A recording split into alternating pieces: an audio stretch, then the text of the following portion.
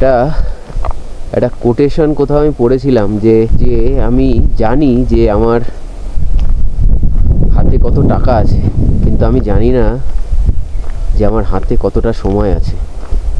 তাই সময় থাকতে থাকতে বেরিয়ে পড়ুন, কখন এই সময় শেষ হয়ে যাবে কেউ জানে না। এই হচ্ছে আমাদের গাড়ি।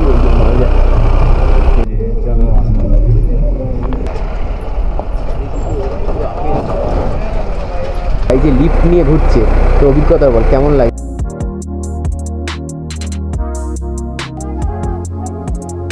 আমরা এখন সাংলা যাচ্ছি। আর এটা হচ্ছে আমার ব্ল্যাক কফি কারাক। নমস্কার বন্ধুরা, এক যে ছিল প্রতীকের সঙ্গে শুরু হয়ে গেল আরও একটি নতুন পথ চলা। এই পথে আছে অনেকটা আনন্দ, অনেকটা ভয় এবং অনেকটা বিস্ময়। আর হ্যাঁ, থাম্বনেল দেখে নিশ্চয়ই আপনারা বুঝতে পেরেছেন যে আমার যাত্রা এবার স্পিতি ভ্যালির উদ্দেশ্যে। আর এই স্পিতি ভ্যালির রাস্তা শঙ্করের ভাষায় ভয়ঙ্কর সুন্দর। চলুন তাহলে শুরু করা যাক এক যে ছিল প্রতীকের সঙ্গে এই বিশেষ পর্ব, যাকে আমি নাম দিয়েছি অ্যাপেল ফেস্টিভ্যাল অফ হিমাচল। চলুন শুরু করা যাক। আমাদের যাত্রা শুরু হয় কলকাতা স্টেশন থেকে 12357 দুর্গিয়ানা এক্সপ্রেস, যা দুপুর 12:10 কলকাতা স্টেশন থেকে ছাড়ে এবং পরের দিন দুপুর 12:45 আম্বালা ক্যান্টনমেন্টে এসে পৌঁছায়। এই দীর্ঘ যাত্রাপথের প্রথম স্টপেজ পাবেন আপনি আসানসোল, এবং তারপরে ধানবাদ, তারপর পরেশনাথ, তারপর গয়া, এবং এরকমভাবে আপনি মোট 11টি স্টপেজ পাবেন এই দীর্ঘ যাত্রাপথে। এবং শেষ স্টপেজ হবে অমৃতসর, কিন্তু আমরা নামব আম্বালা ক্যান্টনমেন্টে, যার সময় দুপুর 12:45।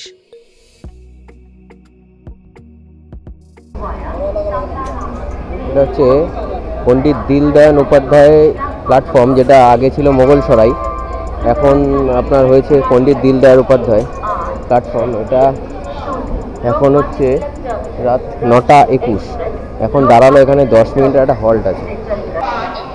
এখন সকাল 6:30 7টা বাজে, কটা বাজে?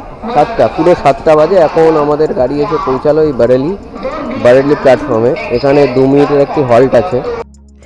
আপনি সরাসরি নেতাজি এক্সপ্রেস বা যেটা পূর্ব নাম ছিল কালকা মেল ধরে চণ্ডীগড় পৌঁছাতে পারেন, কিন্তু এই একটিমাত্র ট্রেন যেটা নেতাজি এক্সপ্রেস সরাসরি চণ্ডীগড় পর্যন্ত পৌঁছায়, এবং বাদবাকি যত ট্রেন আছে সবগুলোই আম্বালা ক্যান্টনমেন্টে এসে পৌঁছায়। এবং সেখান থেকে বিভিন্ন ভেহিকেল যেমন পার্সোনাল কার বা বাসে করে আপনি চণ্ডীগড় আসতে পারেন, এবং এই চণ্ডীগড় থেকেই আমাদের শুরু হবে বিশেষ যাত্রাপথ।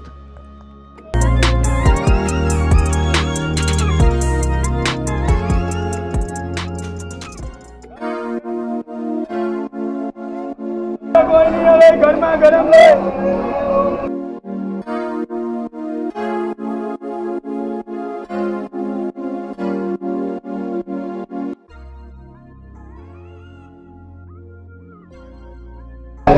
নামলাম হচ্ছে আম্বালা ফাংশন, আম্বালা ক্যান্টনমেন্ট। এখানে ট্রেন টাইম হচ্ছে 12:45, কিন্তু 12:30 নাগাদ এটা ঢুকিয়ে দিয়েছে। এটা হচ্ছে এখানে প্রায় আপনার 15 থেকে 20 মিনিট আগে ঢুকিয়ে দিয়েছে। ভারতীয় ট্রেন দেরি করলে এই ট্রেনটা খুবই ভালো, এত যে এটা দেরি করেনি।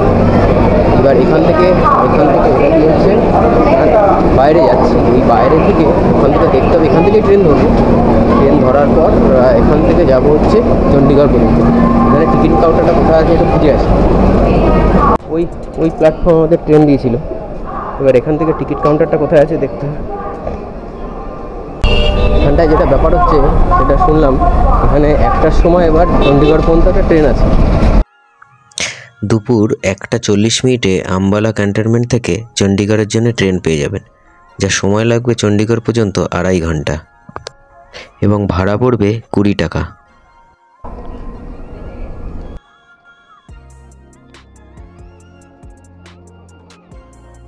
চণ্ডীগড়ে যাওয়ার জন্য আমাদের এখন এই আম্বালা ক্যান্টনমেন্ট থেকে ট্রেন ছাড়লো। ট্রেনটার টাইম হচ্ছে 1:40, পুরো একদম রাইট টাইমে ছাড়লো। 2:30 গিয়ে এটা চণ্ডীগড়ে দাঁড়াবে। তার মধ্যে আরও 4টে কি 5টা প্ল্যাটফর্ম আছে। 2:30 গিয়ে চণ্ডীগড়ে দাঁড়াবে এটা। চণ্ডীগড় প্ল্যাটফর্মের বাইরে এসে শুরু করতে হবে একটি বিশেষ কাজ, আর সেটার নাম হচ্ছে দরদাম, অটোওয়ালারা 500 টাকা থেকে শুরু করবে, আপনি কিন্তু কোনোভাবেই 200 টাকার বেশি দেবেন না, আর 200 টাকার বেশি দিলেই আপনি ঠকবেন। আর এই 200 টাকা দিয়ে আপনাকে চলে আসতে হবে চণ্ডীগড় ISBT 43 বাস স্ট্যান্ডে। খাওয়া তো হয়ে গেছে, খালি প্লেট পড়ে রয়েছে। আর এর হচ্ছে আমার ব্ল্যাক কফি কারাক, ব্ল্যাক কফি। আর এখানে ছিল হচ্ছে রায়তা,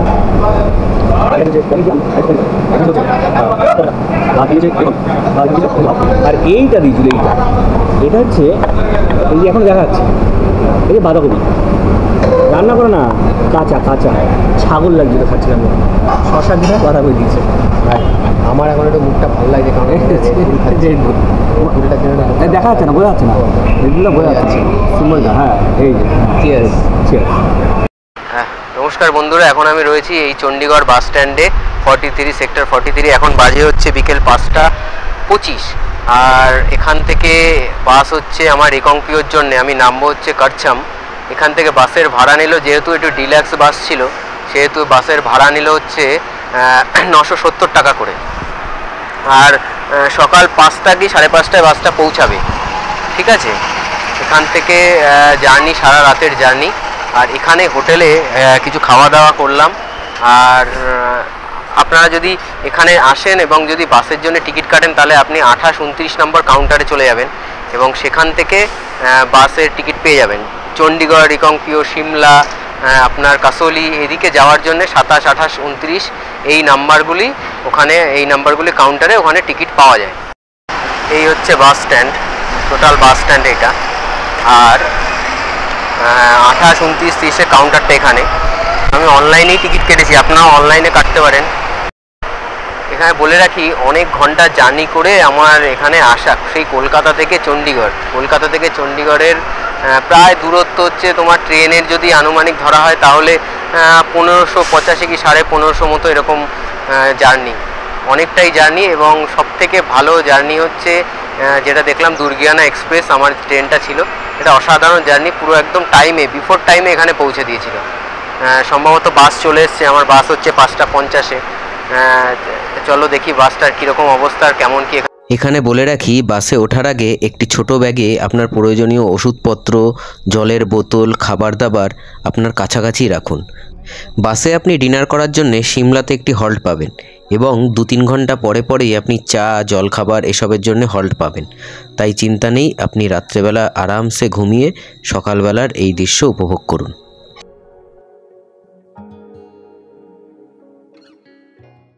আমাদের বাসের যাত্রাপথ চণ্ডীগড় থেকে রিকংপিও, কিন্তু আমাদের নামতে হবে কারছামে, অর্থাৎ রিকংপিও থেকে 2-2.5 ঘন্টা আগে আমাদের নেমে যেতে হবে এবং সেখান থেকে যাত্রা শুরু হবে আমাদের চিৎকুলের উদ্দেশ্যে।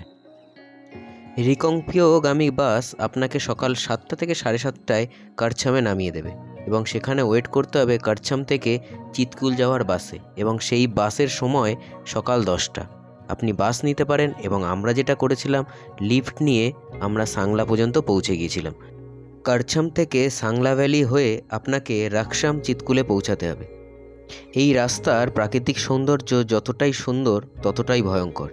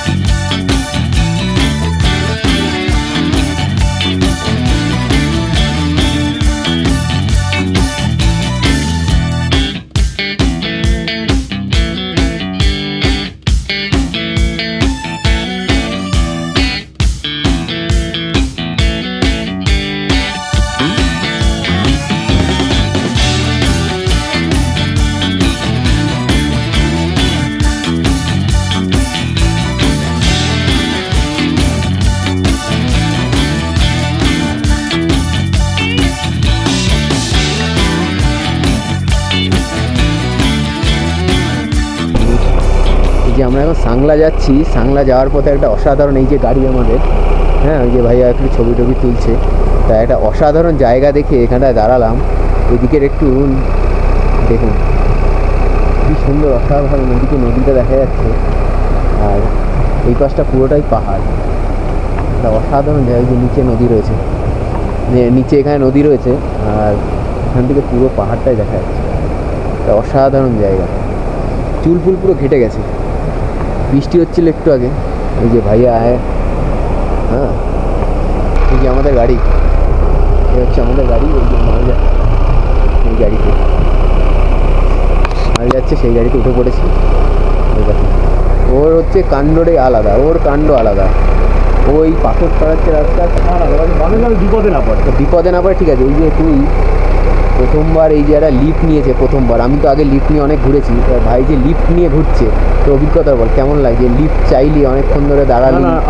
এটা আমাদের কপাল ভালো যে তোমার হচ্ছে দাদাকে বলার সাথে দাদা দাঁড়িয়েছে, আমাদের কোনো তোমার হচ্ছে গিয়ে এক্সট্রা এফোর্ট দিতে হয়নি। আর দাদা প্রচণ্ড ভালো, আর প্রচণ্ড ভালো বলে না, দাদা আমাদের দাঁড় করে চা পর্যন্ত খাইয়েছে নিজের টাকায়, আমাদের টাকায়। চলো আবার দেখা হচ্ছে পরে, টাটা।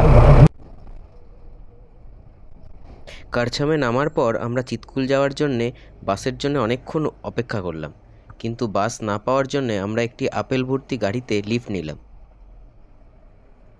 যেহেতু লিফট নেওয়া একটি আপেলের গাড়ি, তাই বেশি জায়গা নেই গাড়িতে, তাই এই লিফটের এই অল্প জায়গাতেই কষ্ট করে আমরা তিনজনে বসে যেতে লাগলাম সাংলার উদ্দেশ্যে। এবং সাংলা ভ্যালি পেরিয়ে আমাদের যেতে হবে রাকসাম গ্রামে, সেখানেই আজকে আমাদের স্টে হবে, এই রাকসাম গ্রামেই। রাস্তা যে সব জায়গাতে ভালো তেমনটা নয়, কিছুটা রাস্তা ভালো আবার কিছুটা অসম্ভব খারাপ। এরকম একটা দোলনি চালে আমরা চলতে লাগলাম সাংলার উদ্দেশ্যে।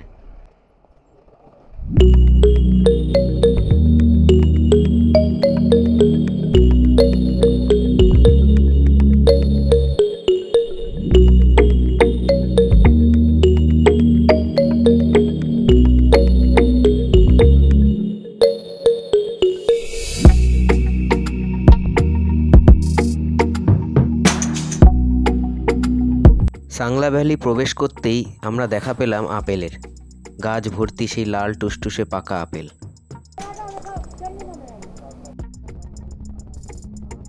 রাকসাম বাস স্ট্যান্ডে নামার পর সৌরভ ভাই আমাদের নিতে এলো। আমরা আজকের দিনটা তার হোমস্টেতেই থাকব। রাকসাম বাস স্ট্যান্ড থেকে তার হোমস্টের দূরত্ব মিনিট 10 রাস্তা। নাম কেন रिवर का रिवर বাস দিয়ে বয়ে যাচ্ছে, আমরা রাস্তা দিয়ে যাচ্ছি, আপেল বাগান রয়েছে, কেজি বাগান রয়েছে।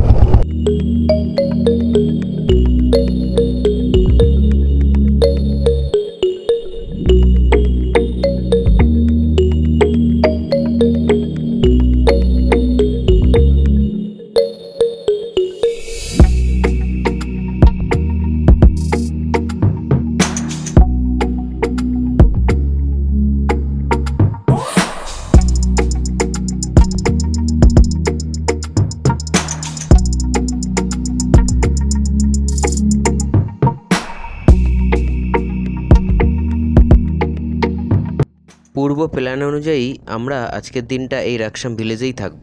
যেহেতু আমরা টেন্ট নিয়ে এসেছিলাম, তাই সৌরভ ভাইয়ের প্রপার্টিতে আমরা এই টেন্ট খাটিয়ে ফেললাম।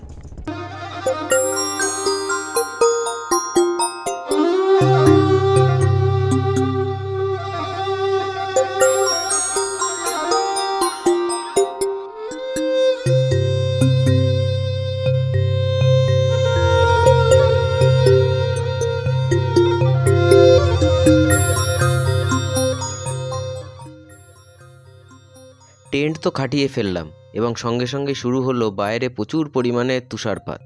এরকম তুষারপাত আমি আগে কখনো দেখিনি।